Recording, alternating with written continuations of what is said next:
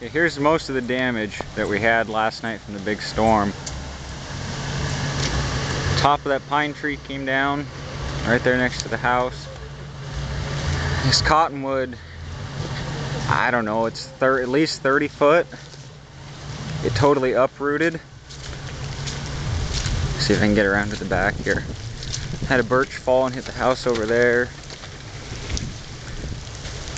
You can see where it just totally uprooted and come right out of the ground.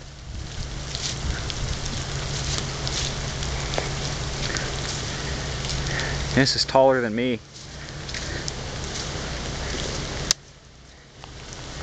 For size reference, that's a pretty big tree. Still got no power.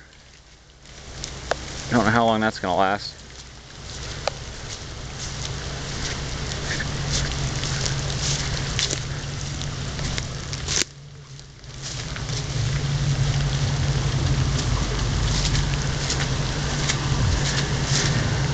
The rest of it seemed to fare pretty well. I lost my trampoline in the neighbor's yard. It's a little bent, but it'll work. We lost a couple trees in the back. Other than that, it's just small stuff.